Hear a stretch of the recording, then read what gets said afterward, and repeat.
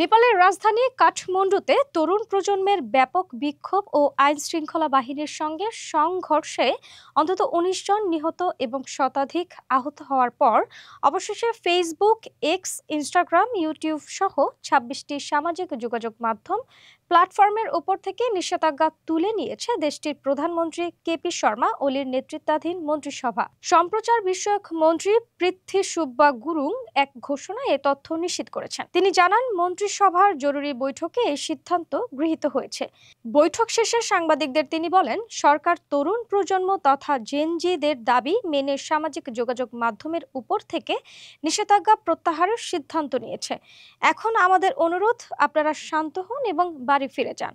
মন্ত্রী আরও জানান, সোমবারের সহিংস ঘটনার তদন্তে একটি উচ্চ পর্যায়ের কমিটি গঠন করা হয়েছে। কমিটিকে আগামী ১৫ দিনের মধ্যে প্রতিবেদন জমা দেওয়ার নির্দেশ দেওয়া হয়েছে। উল্লেখ্য, গত বছর নেপালের সুপ্রিম কোর্ট সক্রিয় সামাজিক যোগাযোগ মাধ্যমগুলোকে সরকারিভাবে নিবন্ধিত হওয়ার নির্দেশ দিয়েছিল। সেই নির্দেশের ভিত্তিতে প্রধানমন্ত্রী কেপি শর্মা ওলির নেতৃত্বাধীন সরকার গত ২৮শে আগস্ট থেকে ৩রা সেপ্টেম্বর পর্যন্ত নিবন্ধনের সময়সীমা বেঁধে দেয়। কিন্তু নির্ধারিত সময় শেষ হলেও ফেসবুক, এক্স, ইনস্টাগ্রাম, ইউটিউব সহ কোনো প্ল্যাটফর্ম নিবন্ধন না করায় ৪ঠা সেপ্টেম্বর থেকে এসব সামাজিক যোগাযোগ মাধ্যমের উপর নিষেধাজ্ঞা কার্যকর করে সরকার। এই নিষেধাজ্ঞা দেশটির শিক্ষার্থী ও তরুণ প্রজন্মকে ক্ষুব্ধ করে তোলে। জেনজি প্রজন্ম নামে পরিচিত তারা ৪ঠা সেপ্টেম্বর থেকেই আন্দোলনের প্রস্তুতি নেয় এবং রবিবার থেকে বিক্ষোভ শুরু হয়।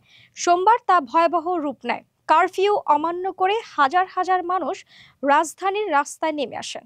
পুলিশ ও সেনাবাহিনীর গুলিতে নিহত হন অন্তত ১৯ জন, আহত হন শতাধিক। বিক্ষোভে মূল দাবি ছিল নিষেধাজ্ঞা প্রত্যাহার, তবে আন্দোলন দ্রুতই সরকার বিরোধী রূপ নেয়। বিক্ষোভকারীদের চাপের মুখে পদত্যাগ করতে বাধ্য হন নেপালের স্বরাষ্ট্রমন্ত্রী রমেশ লেখক। এমনকি প্রধানমন্ত্রী কেপি শর্মা ওলির পদত্যাগের দাবিও ওঠে, কারণ এটি সরাসরি জাতীয় সার্বভৌমত্বের সঙ্গে সম্পর্কিত।